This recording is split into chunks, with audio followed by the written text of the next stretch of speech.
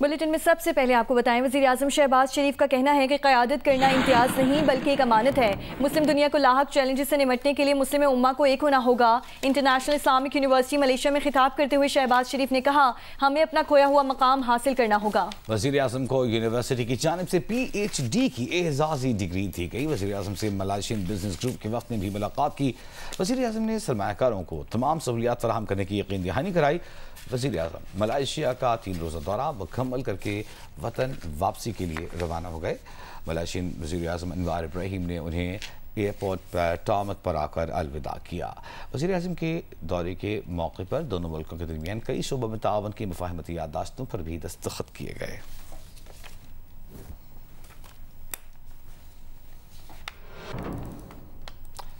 ये मनाज़िर आप देख रहे हैं, ये उस वक्त के हैं जब वज़ीर-ए-आज़म अपना दौरा मुकम्मल करके 2 रोज़ा दौरा मुकम्मल करके वतन वापस होने के लिए रवाना हो रहे थे। और जनाब, सिंध और पंजाब के दरमियान सियासी कशीदगी तेज तल्ख जुमलों का तबादला। अब इस हवाले से सदर मुमलिकत आसिफ अली ज़रदारी ने नोटिस ले लिया है और ये टास्क सौंप दिया गया है वज़ीर दाखिला मोहसिन नकवी को। सिंध और पंजाब का तनाज़ा हल कराने का टास्क सदर आसिफ अली ज़रदारी ने कराची के बिलावल हाउस में एक मुलाकात के दौरान वज़ीर दाखिला मोहसिन नकवी को सौंपा। वज़ीर दाखिला मोहसिन नकवी को सदर मुमलिकत ने गुज़श्ता रोज़ टेलीफोन करके तलब किया था और आज इस मौजू पर गुफ्तगू की। ज़राए का कहना है कि सदर मुमलिकत आसिफ अली ज़रदारी से वफाकी वज़ीर दाखिला मोहसिन नकवी ने कराची बिलावल हाउस में मुलाकात की है। इस मुलाकात में मुल्क की मौजूद सियासी सूरत हाल और बिलखुसूस सिंध और पंजाब हुकूमत के दरमियान जारी तनाव पर गुफ्तगू की गई। ज़राए का ये भी बताना है कि सदर मुमलिकत आसिफ अली ज़रदारी ने वफाकी वज़ीर दाखिला को मौजूदा सूरत हाल में अपना किरदार अदा करने की हिदायत कर दी। इससे कबल सदर आसिफ अली ज़रदारी ने सिंध और पंजाब हुकूमतों के दरमियान जारी कशीदगी पर वज़ीर दाखिला सैयद मोहसिन नकवी को कराची में तलब किया था।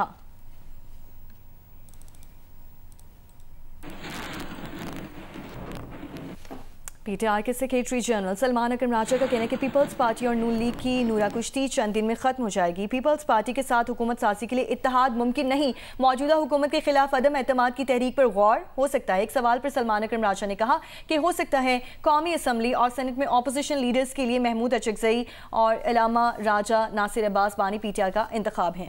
अलीमा खान पर मुतअद्दिद मुकदमात दर्ज हैं। खदशा है कि उनको किसी वक्त गिरफ्तार किया जा सकता है। बानी मीडिया ने अलीमा खान की गिरफ्तारी के पेश नज़र उन्हें अपना पैगाम देने से रोका है। एक बहन नहीं तो दूसरी बहन पैगामात और बानी की हिदायत पार्टी तक हम तक पहुँचाएंगी।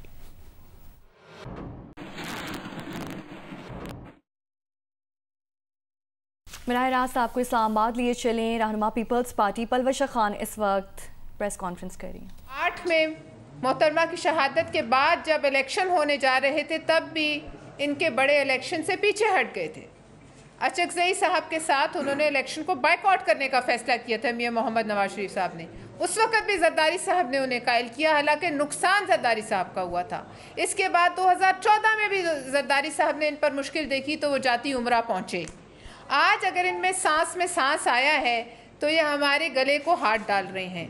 जब मौका ऐसा था, आप याद कीजिए, इमरान खान की हुकूमत जब यहाँ से रुखसत की जाने वाली थी तो उस वक़्त ये हर वक्त जरदारी साहब के गोडे से लिपटे रहते थे। आज इनमें इतनी सांस आ गई है कि ये अब हमें ही आंखें दिखाने लगे हैं। तो हम ये आपको बताना ज़रूर चाहते हैं कि पाकिस्तान पीपल्स पार्टी जो है वो आपकी इत्तेहादी है, इस वक्त तक है, ज़रूर है।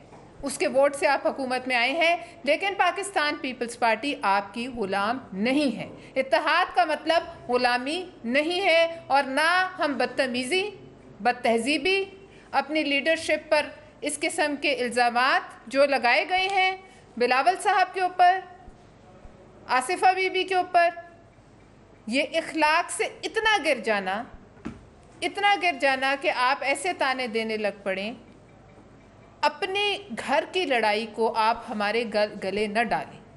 हमारी आपसे ये गुजारिश है कि जो आपकी साजिश है ये महलाती साजिश है। ये जो इस वक्त हो रहा है ये एक महलाती साजिश है जो पंजाब और वफाक के दरमियान। इसमें पाकिस्तान पीपल्स पार्टी का कोई ताल्लुक नहीं और ना पाकिस्तान पीपल्स पार्टी इस लड़ाई में आना चाहती है और ना बराए मेहरबानी आप हमें इस लड़ाई में घसीटें। आप अपनी लड़ाई अपने घर में लड़ें। हमें इन लड़ाइयों में आने का कोई शौक़ नहीं, लेकिन हम समझते ज़रूर हैं कि इनको पंजाब हुकूमत को मियाँ शहबाज शरीफ साहब अपनी कुर्सी पे बैठे बिल्कुल अच्छे नहीं लगते और इसका हम कोई इलाज नहीं कर सकते। दूसरी बात, बिलावल साहब पर इल्ज़ाम लगाने वालों को ये याद करना चाहिए और ये अफसोस की बात है कि हम याद करा रहे हैं क्योंकि हम आज भी अपने बिलावल साहब की कही हुई बात पर खड़े हैं। उन्हें ये याद होना चाहिए कि जब उन पर मुश्किल वक्त आया तो जनाब बिलावल जरदारी साहब वो पहले लीडर थे जिन्होंने उठकर उनके लिए आवाज़ बुलंद की और कहा कि लड़ना है तो मर्दों से लड़ो। जब इनके ऊपर कराची में मुश्किल आई तब भी बिलावल साहब ने 10 कदम आगे बढ़कर, सबसे आगे बढ़कर इनका दिफा किया। उस वक्त तो आपको वो बहुत अच्छे लगते थे। आज आप उन पर ऐसा इल्ज़ाम लगा रहे हैं जिसका अगर हम जवाब दें तो वो जवाब फिर बहुत आपके बुज़ुर्गों तक चला जाएगा, उससे पीछे चला जाएगा, इसलिए हम नहीं कहना चाहते। लेकिन बिलावल, अब ये मत भूलें कि आज भी इंडिया के बयानिए को जिसने पाश किया वो बिलावल भुट्टो जरदारी साहब थे। आपके पास तो कोई एक शख्स ऐसा मौजूद नहीं कि जो पाकिस्तान का मुकदमा आलमी सतह पर लड़ सके। आपके तो जो भी जाता है माशाल्लाह वो पाकिस्तान का मजाक बनवा के वापस आता है। लिहाजा इस किस्म के इल्ज़ामात अगर लगना शुरू हुए तो हम आपको याद कराने पर मजबूर होंगे कि बिलावल साहब ने कभी मोदी को अपने घर नहीं बुलाया। बिलावल साहब ने तो हमेशा ये नारा लगाया कि मोदी का जो यार है गद्दार है। हम आज भी इसी नारे पर खड़े हैं और ये नारा उन्होंने उस वक़्त लगाया जब यहाँ मोदी को जो है वो एक देवता बना के पेश किया जा रहा था। हम ये भी आपको याद दिलाना चाहते हैं कि हम पंजाब पे बात करेंगे, आप सिंध पे कीजिए, हमें कोई इतराज़ नहीं। हम हर सूबे पर बात करेंगे जहाँ हमें कोई कमी और कमज़ोरी नज़र आई। ये तासुर कि आप पंजाब हैं, आप पंजाब नहीं हैं, पंजाब पंजाब है। आप एक जमात हैं, सियासी जमात हैं, सिर्फ एक सियासी जमात है। आज आप हैं, कल कोई और होगा, आप पंजाब नहीं हैं। लिहाजा आप अपने ऊपर आने वाली तनकीद को पंजाब के अवाम के गले में न डालें। जितना पंजाब में रेस्क्यू हुआ है, जितना पंजाब में जो अभी तक काम हुआ है, वो रेस्क्यू तो सारा जो है पाकिस्तान की अफवाज ने, नेवी ने किया है और अफवाज पाकिस्तान ने किया है। वो सेहरा भी हम आपके गले में डाल दें तो आप खुश हो जाएंगे। जिसने जो काम किया है वो सेहरा हम उन्हीं के गले डालेंगे। हमारी कोशिश है और पहले भी थी, अब भी है कि जमहूरियत चले, जमहूरियत फले फूले। हम लोग सोशल मीडिया का इस्तेमाल नहीं करते। सिंध ने इससे बड़ा फ्लड देखा, सिंध ने कई बार ये इस किस्म की आफतें देखी, लेकिन हमने कभी सोशल मीडिया और टिकटॉक्स को अपने लिए ज़रिया नहीं बनाया। अगर हम ये कह रहे हैं कि आप इस वक्त एक कैश असिस्टेंस जो है बेनज़ीर इनकम सपोर्ट प्रोग्राम की वो उन तक पहुँचाएँ, तो आपको इसमें क्या इतराज़ है? लोगों को इस वक्त नकद पैसे की ज़रूरत है और एक ऐसा प्रोग्राम है जिसको आप खुद इस्तेमाल कर चुके हैं, 12 दफ़ा इस्तेमाल कर चुके हैं। इस प्रोग्राम को वर्ल्ड बैंक की एक्रेडिटेशन हासिल है, सिर्फ इसलिए कि इस पे मोहतरमा बेनज़ीर भुट्टो का नाम है और वो आपका क्रेडिट आपको लगता है उससे पीछे हट जाएगा, तो मोहतरमा के मुकाम तक तो अगले 100 साल तक मैं नहीं देखती कि आप पहुँच सकते। लिहाजा आप अपनी कारकर्दगी पर जोर दीजिए, आप हमारे सवालात का जवाब देने का आदी बने, आप लोगों के सवालात का जवाब देने की आदी बने। हम आपसे पूछ सकते हैं कि सीटीडी क्या चीज़ है, सीटीडी किस किस टाइप ऑफ फोर्स का नाम है, सीटीडी ने कितने जाली मुकाबले किए हैं पंजाब, सीटीडी ने 1000 से ज़्यादा मुकाबले किए हैं। उनमें से हम जुडिशल कमीशन की एक जो है हम चाहते हैं कि एक जुडिशल कमीशन बने, हम उसका मुतालबा करना चाहते हैं। हम पंजाब के अवाम अगर उसमें से कोई उन जाली मुकाबलों में मारे गए हैं तो हम उनका मुकदमा भी लड़ेंगे। हम उन किसानों का मुकदमा लड़ना चाहते हैं जो इस वक्त डूबे हुए हैं, जिनके डेरे डूबे हुए हैं, जिन पे 15-15, 20-20 फुट इस वक्त जो है मिट्टी और कीचड़ है। हम उन लोगों का मुकदमा लड़ेंगे कि जिनके छतों तक घर डूबे हों। आप हमें उनका मुकदमा लड़ने से नहीं रोक सकते, क्योंकि पाकिस्तान पीपल्स पार्टी जो है वो चूरी खाने वाले मजनुओं की जमात नहीं है और पाकिस्तान पीपल्स पार्टी जो है वो हवाई फायरिंग से भी नहीं डरती और ना मुल्क छोड़कर किसी वक्त भी पाकिस्तान पीपल्स पार्टी के कोई भी हुक्मरान यहाँ से भागे हैं। लिहाजा हम आपको ये बावर कराना चाहते हैं कि हम आपकी आज भी इज़्ज़त करते हैं, हम आइंदा भी करते रहेंगे। हमने आपको पहले भी मुश्किल वक्तों में कंधा दिया है, अब भी शायद मुश्किल वक्त आए तो हम कंधा दें। और आप ये मत समझें कि ये जो इक़्तिदार है ये कोई ऐसी चीज़ है जो हमेशा के लिए रहने वाली है। आपसे पहले भी यहाँ कोई था जिसको एक पेज पर होने का बड़ा गुमान था, वो पेज कब फटा और क्या हुआ उसको पता ही नहीं चला। पता उसको तब चला कि जब वो मुश्किल में फंस गया था। आप भी जब मुश्किल में थे तो आपकी दुहाइयाँ आसमान तक गई।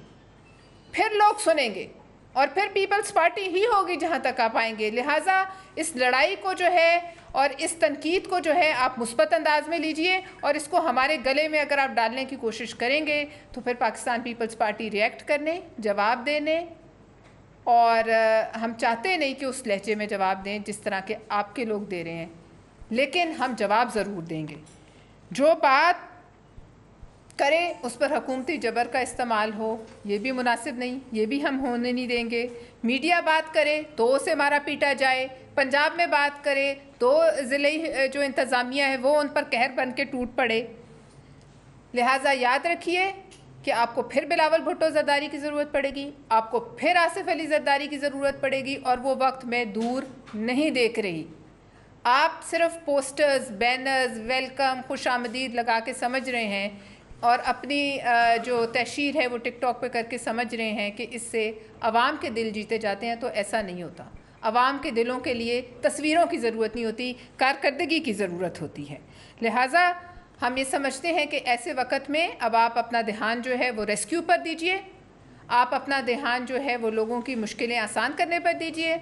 हम सवाल करते रहेंगे, हम तजावीज़ देते रहेंगे, क्योंकि पंजाब हमारा भी है, पंजाब पूरे पाकिस्तान का है, और पंजाब फतह नहीं हुआ है, और ना आप वहाँ जो है मार्शल लॉ डिक्टेटर बनने की इस मुल्क में कोशिश करें। बहुत शुक्रिया। इसके साथ मैं अपने कॉलीग सेनेटर वकार मेहदी साहब को दावत देती हूँ कि वो अपने ख्यालात का इज़हार करें। बिस्मिल्लाहिर्रहमानिर्रहीम। बहुत शुक्रिया परवेज़ साहिबा, बहुत तफसील से उन्होंने आपको सूरत-ए-हाल सामने रखी है। देखिए जी, मसला ये है कि पंजाब हुकूमत जो है ना वो बौखलाहट, झुंझलाहट और घबराहट का शिकार है।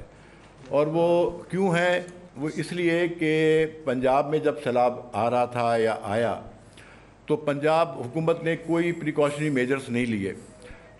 उनका इरिगेशन का जो वज़ीर है वो हमें किसी जगह, किसी बंद पे, किसी जगह, किसी दरिया पे हमें नज़र नहीं आया, जबकि सिंध का वज़ीर आपाशी वो 15 दिन तक गुद्दू से लेके और कोटरी बैराज तक वो हर जगह 15 दिन तक वहाँ मौजूद है। अगर किसी को नज़र आया तो मुझे बताइए। मसला ये है कि पंजाब हुकूमत सैलाब ज़दगान की मदद में नाकाम हो गई है।